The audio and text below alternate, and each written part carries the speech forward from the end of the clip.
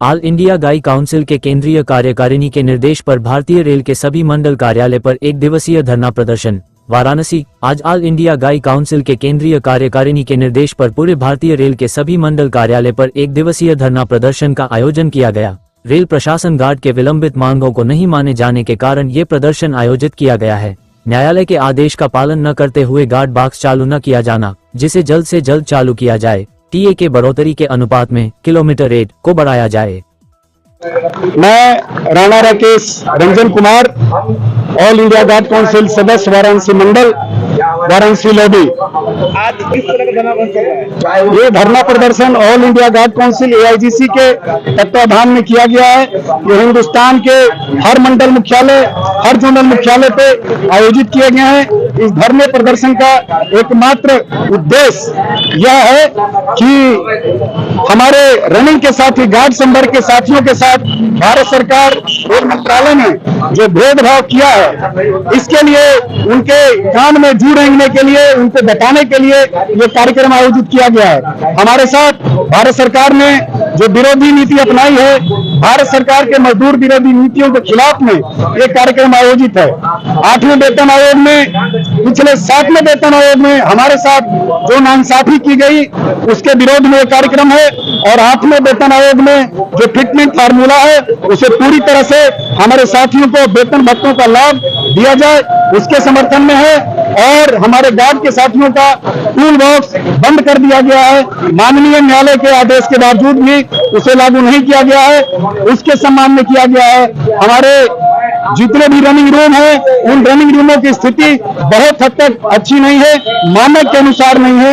उस running room को मानक के अनुसार फिर से पुनः बहाल किया जाए, ये हमारी मांग है उसमें है। और पूरी तरह से हमारे कर्मचारियों को OPS बहाल करने का भी भारत सरकार से हमारा डिमांड है। यदि मांगे नहीं मानी जाती तो क्या करें? अगर हमारी मांग को नजरअंदाज किया गया, हमारी मांगों को अनसुनी की गई, हमारी मांगों को नहीं मानी गई, वैसे कंडीशन में हमारा जो टॉप लीडरशिप है, शीर्ष नेतृत्व है AIGC का, उन AIGC के नेतृत्व के निर्देशानुसार भारतीय लोकतांत्रिक तरीके से उसे हम जो भी निर्देश होगा, विरोध का, प्रदर्शन का, धरना प्रदर्शन का, चक्का जाम का, उसे करने के लिए भी हम लोग बाध्य होंगे। मैं Pradeep Kumar Yadav, all India guard council Varanasi शाखा का शाखा सचिव और यहाँ पर गाड़ी प्रबंधक मेल एक्सप्रेस के रूप में कार्यरत हूँ। क्या क्या मांगे हैं? मांगे तो लंबी लिस्ट है, लेकिन 3 ऐसी मांगे हैं जिस पर कि मैं फोकस करना चाहूंगा।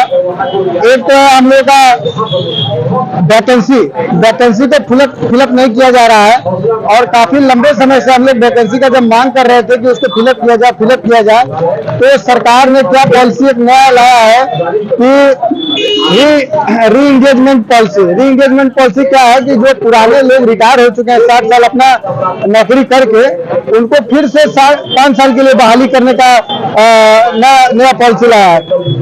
अब ये बताइए कि जब वो लोग को काम लेना ही था तो या तो उनका एक्सटेंशन कर दिया जाता, उनकी नौकरी ही एक्सटेंशन 5 साल के लिए कर दी जाती, और या तो जब उनको रिटायर कर दिए तो फिर उनसे काम क्यों लिया जा रहा है। इससे क्या होगा कि नई भर्तियां रुक जाएंगी, और जो लोग जूनियर लेवल पे काम कर रहे हैं उनको सीनियर लेवल पे आके काम करने का मौका नहीं मिलेगा।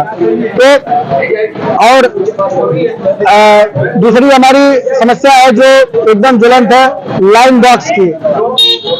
दूसरी जो ज्वलंत समस्या है वो लाइन बॉक्स की है, जो पिछले 3 साल से लंबित है।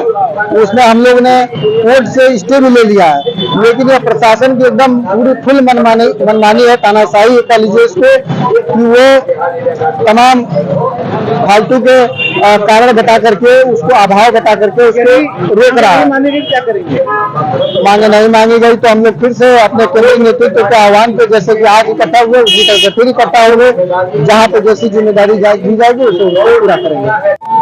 मैं Sujeet Kumar Patel, Banaras NR branch secretary. क्या मांग करते हैं सरकार से? मांग हमारी यही है कि जो वर्षों से ट्रेन मैनेजर कैटेगरी के साथ जो अन्याय हो रहा है, उसके विरोध में हम लोग बैठे हुए हैं। मांग मेनली हमारा है जो कि 7वें पे कमीशन में हमारे साथ नाइंसाफी हुआ, जो 42 इनिशियल 42 रेट पे जो नहीं दिया गया उसके समर्थन में है। और जो रनिंग अलाउंस टीए 25% बढ़ने के बाद होना चाहिए, जो कि 25% बढ़ाना चाहिए था, नहीं बढ़ा, उसको लेकर हम लोग बैठे हुए हैं। और रिक्त पद जो कि पूरे भारतीय रेलवे में खाली हैं, जिसके कारण हमारा रेस्ट प्रभावित हो रहा है, उसको भरने के लिए और वर्षों से सभी समर के कर्मचारी, चाहे वो ट्रेन मैनेजर, लोको पायलट या अन्य जो कैटेगरी कर्मचारी हैं, जिनको एपीएस का लाभ नहीं दिया जा रहा है, उसके लिए जो है कि हम लोग संघर्षरत रहे हैं।